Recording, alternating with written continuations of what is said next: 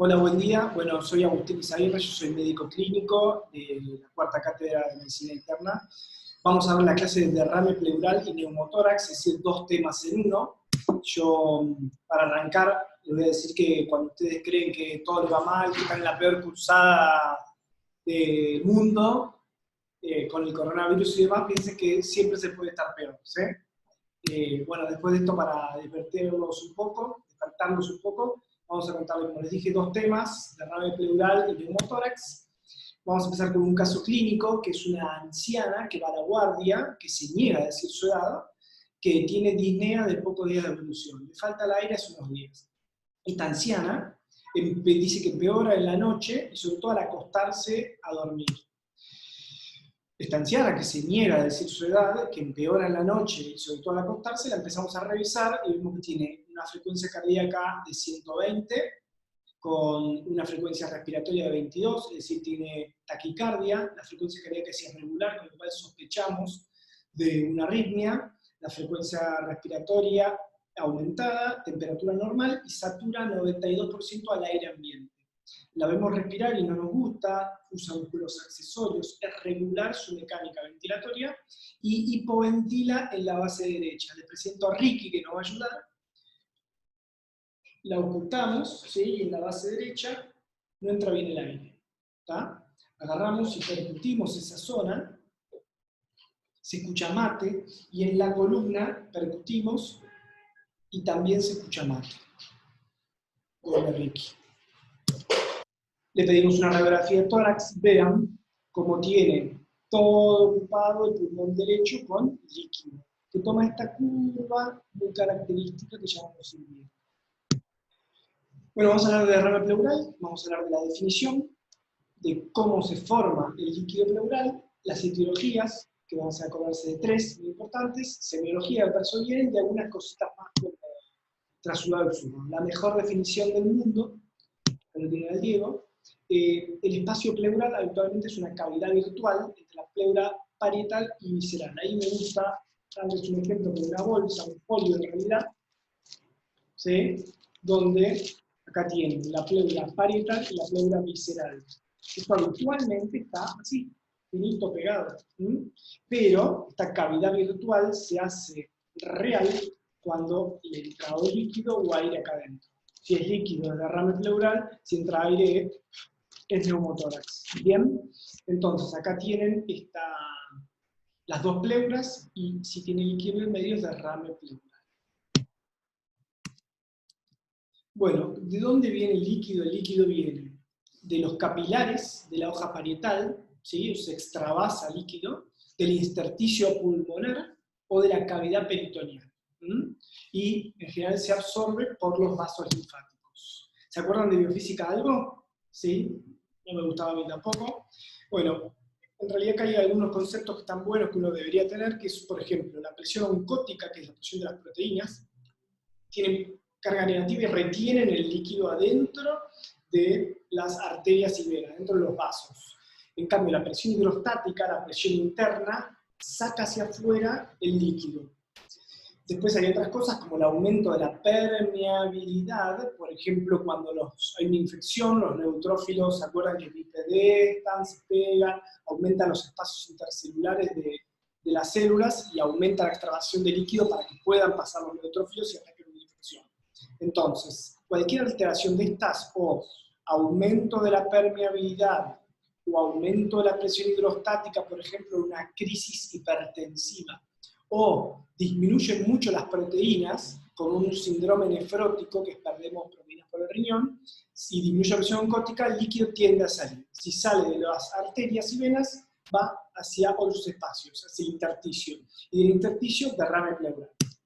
Bueno, entonces, resumiendo eso, o aumenta la presión hidrostática, hipertensión venosa, la insuficiencia cardíaca típicamente, o la hipertensión arterial súbita, el edema agudo de pulmón, así se llama, que disminuye la presión oncótica, por ejemplo la hipoalbuminemia, que es la principal proteína del plasma, que aumente la permeabilidad, por ejemplo la inflamación, que aumente el líquido intersticial del pulmón o que esté obstruido el drenaje linfático. Recuerden que se absorbe a través del drenaje linfático y si esto se obstruye, bien, se va a formar una cantidad de líquido normalmente, que se absorbe normalmente, y en este caso al estar obstruido, por ejemplo en un linfoma, podemos ver que se va acumulando líquido.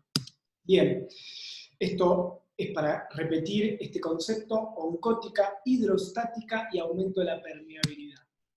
Causas, vamos a hablar de las causas. Como verán, es una lista muy larga, se las voy a dejar todas estas filminas, las tiene Eva, la secretaria, son 2, incluso si piensas que es un montón, pero ¿qué es lo que quiero? Esto es un resumen del New England Journal of Medicine, donde se descubrieron, se interpretaron los criterios de Light para decir si hay uno exudado o transudado, y vieron que las principales 3 etiologías son insuficiencia cardíaca, la mayoría, neumonía, ¿sí? Derrame pleural paraneumónico, así se llama, o cáncer. Después está tromboembolismo de pulmón y otras más. Pero acuérdense de estas 3 y tenemos que andar bien. Bueno, vamos a hablar de semiología. Para toda la semiología tenemos que hacer interrogatorio, inspección, auscultación, palpación y percusión. Para todo. Vamos a hablar del interrogatorio del derrame pleural. Puede ser asintomático, puede ser poco líquido y no dar ningún síntoma y ser un hallazgo. Puede dar tos, puede dar dolor, puede dar fiebre y puede dar disnea. ¿Cómo es la tos? La tos típicamente inicialmente es seca, de tipo irritativo. Es decir, es seca porque el problema acá de la tos la genera el choque de las pleuras inflamadas y no moco adentro del pulmón. Esa sería una tos húmeda, saca moco. Esta es externa. Entonces da una tos seca irritativa. El dolor pleural típicamente es muy importante, duele, puntada de costado, ¿sí? Se llama puntada, ven ahí arriba el cuchillo, que es un cuchillazo que les dan. La pleura es dolorosa. Ahí tienen.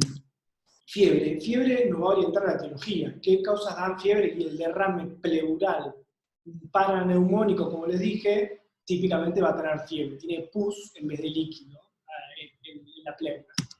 Y disnea nos habla de que el derrame es voluminoso. Si el derrame es chiquitito, probablemente no lo de disnea. Si el derrame es grande, como en esta radiografía, ocupa el 80% del pulmón derecho, y este señor va a tener disnea. Después la anamnesis general, el interrogatorio, que siempre acuérdense, y este concepto va para todo. La anamnesis, el interrogatorio, es lo principal para llegar al diagnóstico. El examen físico, los estudios complementarios van a tener un porcentaje chico, van a ayudar un porcentaje chico en todo esto. El interrogatorio es mandatorio. Siempre interroguen mucho. Vamos a preguntarme, por ejemplo, si tiene enfermedad del colágeno, si tiene lupus, artritis reumatoidea, si tiene el antecedente o si tiene ahora artritis, por ejemplo. Entonces, artritis y una pleuritis va sumando criterios para decir que tiene un lupus. Traumatismos, el paciente se cayó, entonces, ¿qué voy a pensar? Se cayó, se golpeó el tórax, tiene sangre, tiene hemotórax, te dice que tiene orina espumosa, que tiene proteinuria alta, bien, es un sospecho de un síndrome nefrótico, y así con todas las enfermedades. Si tienen de insuficiencia cardíaca, muy común en la población, pensar, si vemos que tiene edemas en miembros inferiores, también vamos a sospechar de insuficiencia cardíaca o también puede ser síndrome nefrótico. Bueno, inspección. La inspección en el derrame pleural y en el neumotórax también es de muy baja especificidad y sensibilidad. ¿Qué quiere decir? Lo más probable es que no veamos nada. Está descrito el abovedamiento del tórax, ¿sí? Y lo habitual es que si le pedimos que respire hondo, como ese pulmón no va a expandir mucho, ese tórax tampoco va a excursionar mucho. Si yo pido que respire hondo y que sea grande el tórax y demás, este lado del derrame va a aparecer, se va a mover menos, va a tener menos expansión. La auscultación, llegamos a una parte importantísima, que es cómo transmite el agua a la voz o a la respiración. ¿Sí? Habitualmente uno respira hondo, eso entra por el bronquio y se expande a través del parénquima, y yo cuando apoyo el estetoscopio, ¿sí?, voy a escuchar un ruido.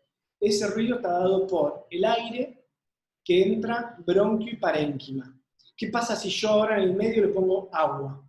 ¿Sí? Que separa el tórax. Yo oculto acá, pero en realidad está separado del tórax. Parénquima acá, tórax acá, y yo pongo mi estetoscopio. ¿Qué voy a escuchar? Y va a estar alejado. ¿Y cómo transmite el agua la voz? Porque también puedo decir 33 y ver cómo se escucha ese ruido.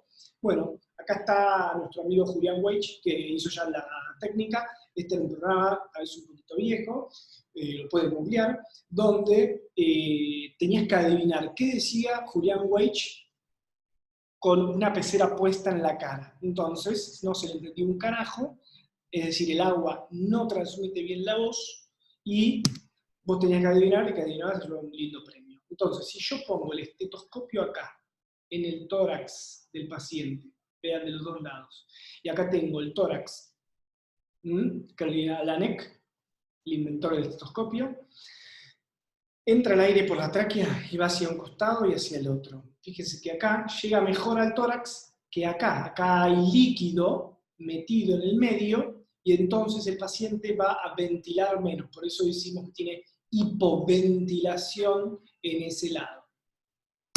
Bien, entonces, en resumen, la auscultación va a escuchar ausencia o disminución franca del murmullo vesicular si hay derrame. En el límite superior del derrame hay una cosa que se llama soplo pleural. Si el derrame está acá, y yo escucho justo acá en el límite, se escucha un soplo pleural en E.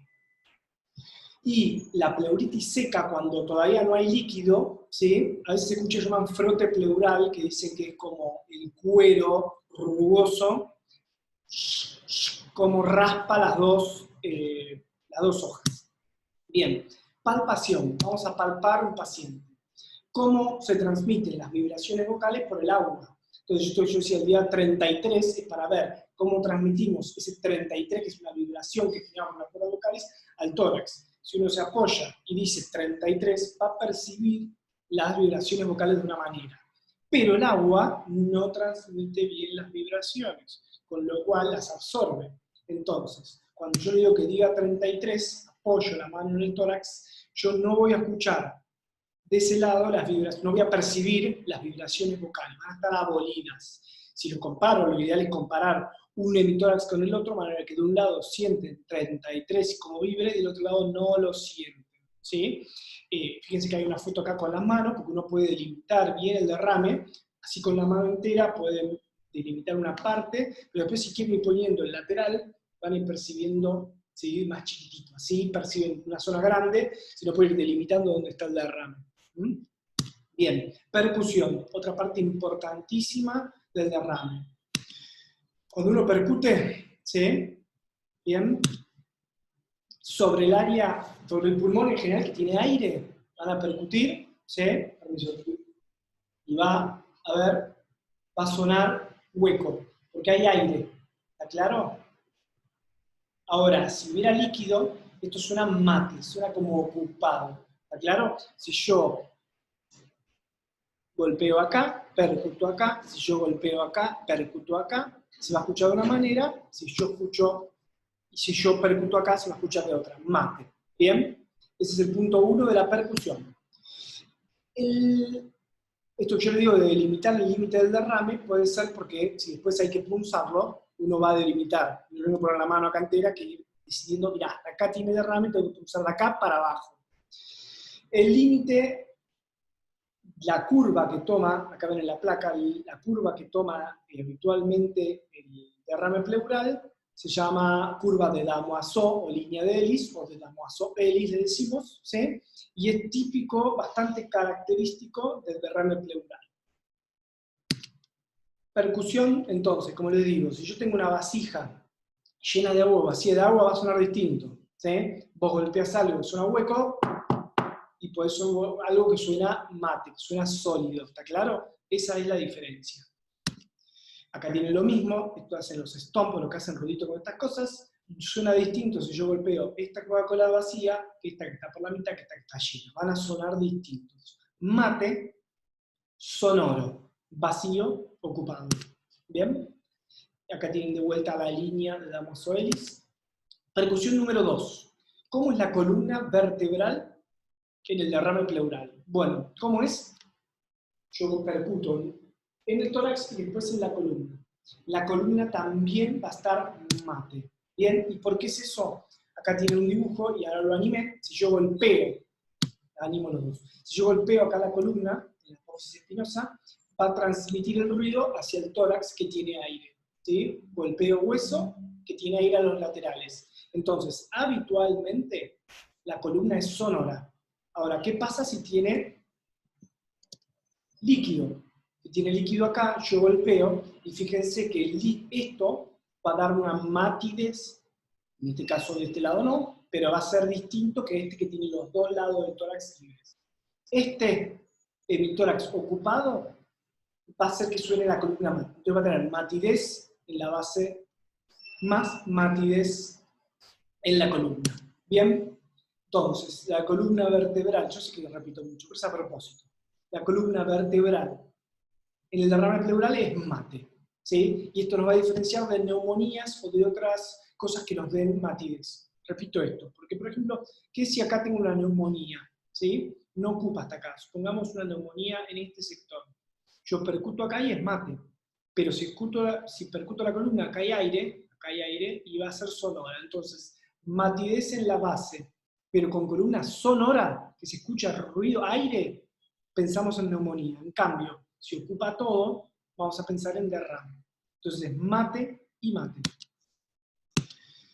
Otro, tercero, en percusión es la maniobra del desnivel, la maniobra de Michael Jackson. ¿Qué hacemos? Yo oculto un paciente parado y después lo llevo hacia adelante. El líquido, en esta animación hermosa que hice, quieren contratar de Pixar y Disney, pero estoy ocupado acá en el hospital de clínicas, ven que el líquido se forma acá y cuando lo giro hacia adelante el tórax, el líquido se va hacia adelante. Entonces yo percuto acá, atrás, como mate.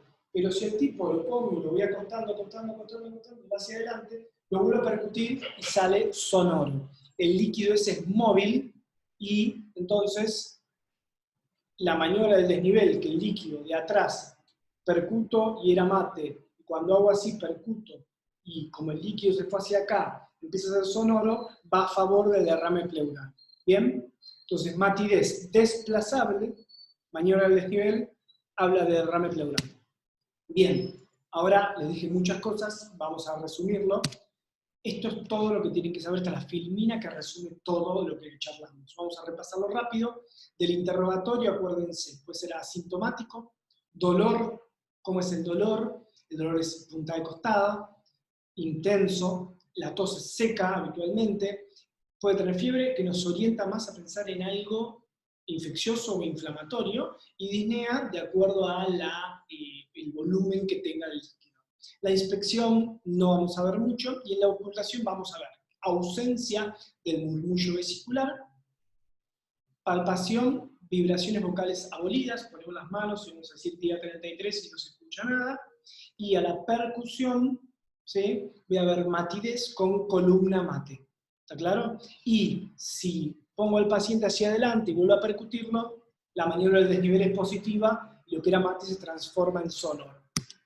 Bien, una cosita más que quiero que recuerden y que tengan el concepto es que el líquido se divide en trasudado y exudado, así se estudia, con los criterios del Light. Trasudado es un líquido pobre en proteínas, exudado es un líquido rico en proteínas, que creo que lo estudian en pato también. Bien, bueno, ¿cómo se hace esto? Se saca sangre al paciente para ver las proteínas que tiene en plasma y las proteínas que tiene en pleura, en el líquido pleural. Entonces sacamos sangre, pulsamos la pleura y dividimos eso. Tiene una cantidad de proteínas pleurales y una cantidad de proteínas en plasma y lo dividimos. Si es más del 50% mayor a 0,5 eso, ¿bien? Mayor a 0,5, es decir, tiene más proteínas pleurales que en plasma, habla que es un líquido muy rico en proteínas y es un exudado. Por ejemplo, las neumonías. En cambio, el trasudado típicamente es de la insuficiencia cardíaca, donde aumentó la presión hidrostática, pero la osmótica, la oncótica, la intravascular está igual, porque no hay menos proteínas. Bueno, un solo de estos tres criterios, que son proteínas LDH, dice positivo, nos dice que es un exudado. Bien. Entonces, como les digo, proteínas altas, LDH pleural alta, todo alto en pleura, más alto en pleura que en plasma. Bueno, ahí está la sensibilidad y especificidad. Este es un cuadro que también está en el trabajo de Light, que tiene varios conceptos. Quiero que se acuerden de estos tres, ahí se los resumo al final, que es que todo líquido es punzable cuando tiene más de 10 milímetros, 1 centímetro, es poco, pero a veces quedado por ecografía se puede usar. Siempre buscar insuficiencia cardíaca, siempre, fíjense como acá el algoritmo nos lleva a buscar insuficiencia cardíaca, porque si es eso nos quedamos tranquilos y va a andar bien con diuréticos. Y si es asimétrico, o tiene dolor pleural, o tiene fiebre, uno debe punzarlo sí o sí. Típicamente la insuficiencia cardíaca tiene derrame pleural bilateral, bastante simétrico, ¿sí? En el gran porcentaje. El segundo porcentaje de insuficiencia cardíaca es derecho solo, pero es menos frecuente. Entonces, bilateral, simétrico, y el paciente tiene antecedentes de insuficiencia cardíaca, pensamos en insuficiencia cardíaca. Ahora, si tiene fiebre, hay que punzarlo, siempre. Si tiene mucho dolor, hay que punzarlo. Y sobre todo si es muy asimétrico. ¿Bien? Seguimos. Bueno, semiología también parte de las imágenes. La radiografía de tórax, esta es una radiografía de tórax normal, que lo que quiero que acá vean es los senos costofrénicos, cómo están libres, hay aire. Seno costofrénico de un lado y del otro. ¿Bien? Bueno, acá tenemos un dibujo de cómo se vería el líquido pleural con la línea de Moazo-Ellis en el tórax. Derrame pleural, acá tiene una radiografía, cómo se ve, ocupado, se ve bastante aire, digamos, en este seno costofrénico, pero en el izquierdo se ve patológico, se ve ocupado por líquido. Acá tenemos otro dibujo de uno más masivo y que en realidad tiene también lo que se llama el signo del raquis desnudo, que empuja la tráquea, el corazón y deja la columna libre. Acá no se ve tanto, ya vamos a ver en otra placa, pero vean cómo puede pasar un poquito hacia el lateral la tráquea. Un derrame pleural voluminoso con la línea de Moazo-Ellis arriba. Esto es un perfil, el perfil se ve cuando el líquido es poco, a veces en el frente no se llega a ver, pero en el perfil sí, así que tiene más sensibilidad para esto. Ahí tienen el seno costofrénico en una radiografía de perfil. Acá tienen donde se debería ver, donde tienen que ir a buscar, y acá tienen, por ejemplo, como se ve un derrame pleural izquierdo, de acá ocupado este sector, en vez de verse aire. La otra es que uno puede acostar al paciente. A veces pacientes que no se pueden estar sentados, que son muy ancianos, están postrados, uno los pone de costado, lo pone así. Bien, si uno los acuesta, en la placa se puede ver así el derrame pleural. Otro derrame pleural que tiene un marcapaso, ¿sí? Del lado derecho, alambres, una cirugía de revascularización miocárdica posterior, y acá tiene un derrame pleural izquierdo. Acá tiene otro derrame pleural izquierdo, grande, ¿sí? Se ve muy claro la simetría entre uno y otro. Otro más grande, donde sí se ve el raquis desnudo, donde empuja toda la tráquea y la silueta cardíaca de izquierda hacia derecha. Acá tienen, perdón, esta paciente es una paciente nuestra del hospital que venía por fiebre, y en la tomografía de tórax se vio una pielonefrosis, que es pus adentro riñón, y eso por irritación diafragmática llenó de pus el tórax izquierdo. Bueno, este es otro paciente también, este es un derrame pleural masivo derecho. Este es pediátrico, pero miren cómo es masivo, donde empuja todo el corazón, donde tiene la tráquea muy desviada y demás. Acá tienen una tomografía, la tomografía se ve el líquido, que sea muy poca cantidad, pero se ve muy bien, tiene más sensibilidad y especificidad. Y acá tienen derrame pleural, de una tomografía con contraste endovenoso, pero de mucha mayor magnitud, para que vean entonces que se puede ver poquito derrame pleural como mucho derrame pleural. Acá tienen un aneurisma de aorta disecándose, es decir, está la disección con dos luces de la aorta y líquido bilateral, que evidentemente va a ser sangre de esto que está en el aneurisma de aorta. Y acá que tenemos, miren, pulmón normal, derrame pleural, pulmón normal, y acá que tenemos. Sí, aire, tenemos aire, muy bien, mis alumnos. Este aire, esto se llama neumotórax. Acá tenemos hidroneumotórax. Para pasar a la segunda parte de la clase, que es el neumotórax. Bien. Definición, cómo se forma, algo de semiología y cómo lo estudiamos. La segunda mejor definición del mundo, Leo Messi contra Getafe. Es presencia de aire en el espacio pleural, acuérdense. Derrame pleural era líquido metido acá adentro, acá ahora hay aire. Se metió el aire. Bien. ¿Cómo se forma? Bueno, puede ser espontáneo o iatrogénico. El espontáneo es el primario, uno tiene bullas congénitas, que son como aneurismas de la pleura. Es una parte más fina de la pared y van a verse así como un globito, ahora van a ver algunos dibujitos. Secundario es porque típicamente está asociado al tabaquismo, entonces los pacientes EPOC, los asmáticos, la tuberculosis y otras enfermedades pleurales hacen que se debilite la pared pleural y se pueda romper. Y el iatrogénico es cuando hay un puntazo, una herida de arma cortante, un balazo, o punciones nosotros o colocando una vía central o punzando un líquido. Bueno, neumotórax entonces muy asociado al cigarrillo. Así que hay que pensarlo en los pacientes, una parte del interrogatorio es preguntar si fuma. Bien, el primario entonces, como les dije, bullas o bleps en inglés, subpleurales, y para tener estas bullas, pues tener las congénitas, típicamente pacientes muy altos, los longilíneos, suelen tener más, parece que es por la expansión y el nacimiento de la pleura, y también estas bullas se pueden formar durante los años si fumaste. Ahí tenés 7 veces más chances de tener bullas si fumás en fumadores livianos, y hasta en fumadores pesados, que hablo más de un paquete por día, 102 veces de formar bullas. Bien, acá tiene entonces, como es un pulmón normal, de este lado, y acá tiene estas dilataciones aneurismáticas de la pleura que recubre el pulmón. Acá tiene una foto, no es de muy buena calidad, pero se ve la bulla, bien, y acá tienen pacientes tabaquistas donde se van formando bullas durante la alteración en enfisema y demás. Acá tienen un dibujo donde se ve el parénquima pulmonar normal y una bulla que en general tienden a ser apicales, ¿sí? En la parte más superior del pulmón. Entonces recuerden no fumar para esto. Hay una cosa más que quiero que se acuerden de neumotórax, que es el neumotórax a tensión. ¿Qué es eso? Acá hice otra animación de Pixar muy linda, que es, se rompe la pleura, el aire entra por la tráquea, se mete al pulmón, ¿sí?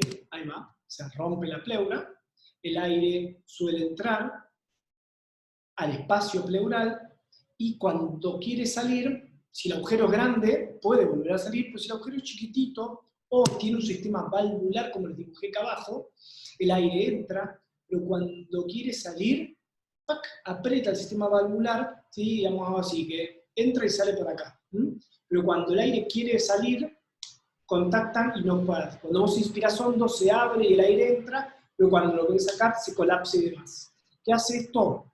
Comprime el pulmón, por ende te falta el aire, pero además acá tenemos la vena cava superior y acá tenemos la vena cava inferior. Si eso va colapsando el pulmón va colapsando la vena cava, ¿sí? No le llega más sangre al pulmón, al corazón, y por ende entra ese paro cardíaco. El corazón sigue bombeando, pero no tiene más sangre. ¿Sí?